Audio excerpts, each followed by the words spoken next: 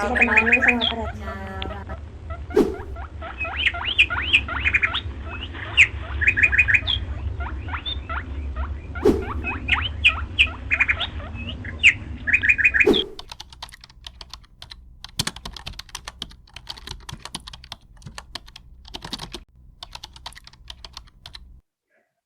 Konsep surga neraka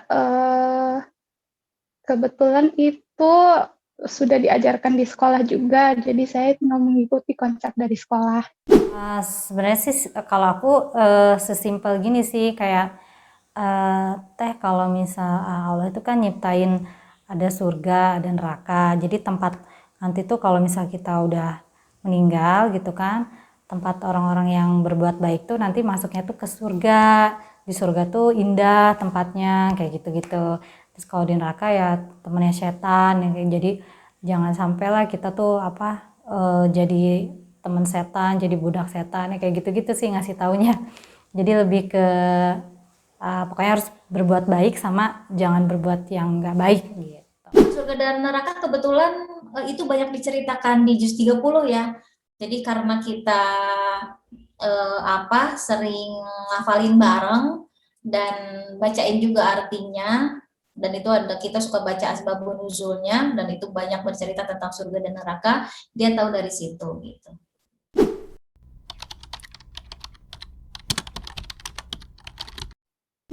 Surga itu menurut aku sih surga itu ya sesuatu yang ada di otak kita. Kalau kita minta, kita di sawah gitu ya, di sawah, terus nanti misalnya ada pesawat, ada apa, pokoknya yang diminta kita seluruhnya lah.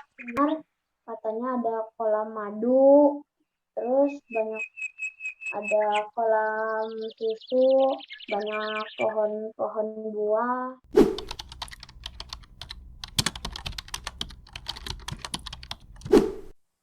Kalau neraka tuh kayak disuruh makan ikan, disuruh ikan gosong gitu dimakan, terus pas lagi jalan tuh pakai sendal api gitu, semuanya tuh serba sakit lah pokoknya. Napas juga sesak gitu. Neraka itu di dalamnya banyak iblis, jin, dan di sana banyak orang-orang berdosa yang disiksa. Dan di neraka juga ada lahar yang lebih panas dari lahar gunung berapi. Assalamualaikum. Kali ini kita akan ngobrol nih, kita sharing. Anak kita punya cita-cita nggak ya? Oke. Kalau ditanya nih, apa cita-citanya? Mereka macam-macam kan? Kadang masih sering galau nih. Satu waktu cita-citanya ini, minggu depan ditanya berubah lagi, minggu depan lagi ditanya berubah lagi. Nah, itulah anak-anak. Biarkan mereka dengan imajinasinya mereka. Nah, sekarang kita sebagai orang tua bisa menguatkan lagi. Ketika anak-anak ditanya, apa cita-cita kamu? Mereka menyebutkan kan satu cita-cita. Kita bisa lakukan dengan cara coaching sederhana. Coaching itu bagaimana menggali potensi seorang anak sehingga mereka mendapatkan value dari apa yang sedang mereka inginkan. Mereka punya energi dari apa yang sedang mereka cita-citakan. Kalau dia menyebutkan ingin cita-citanya menjadi seorang psikolog, ini saya ambil contoh anak saya ya, yang paling besar.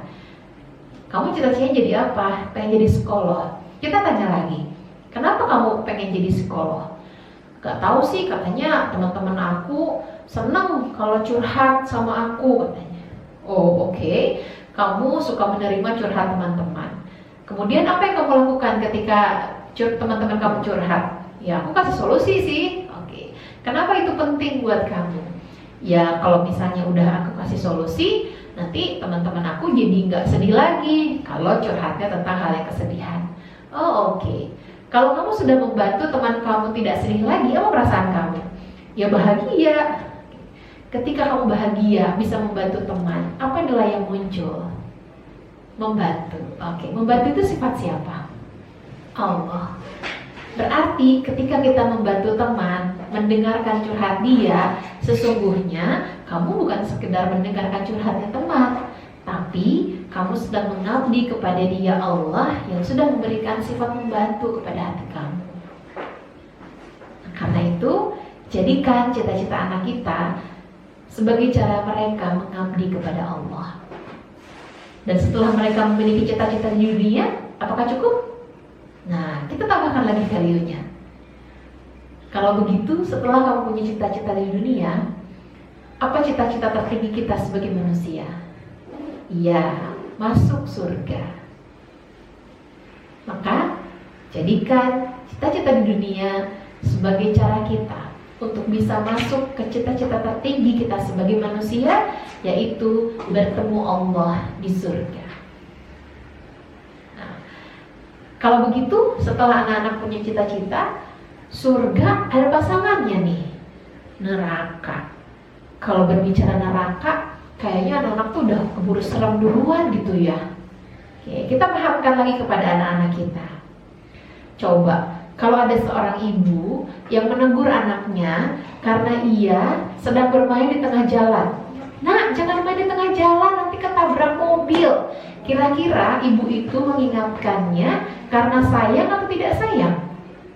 Ya, tentu saja seorang ibu yang mengingatkan anaknya untuk tidak main di jalan justru karena sayang, khawatir terjadi apa-apa dengan anaknya. Begitu pula dengan Allah.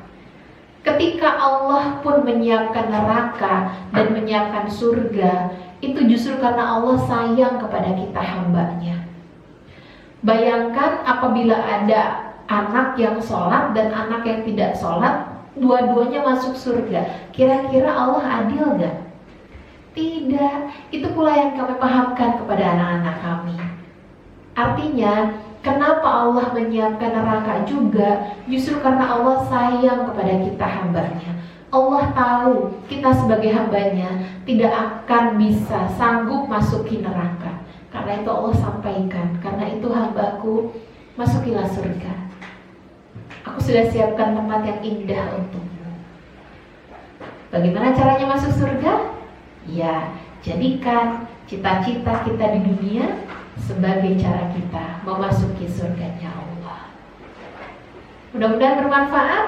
Yang terus semangat kita membersamai anak kita, bersama-sama berkumpul di surganya Allah. Terima kasih. Assalamualaikum warahmatullahi wabarakatuh.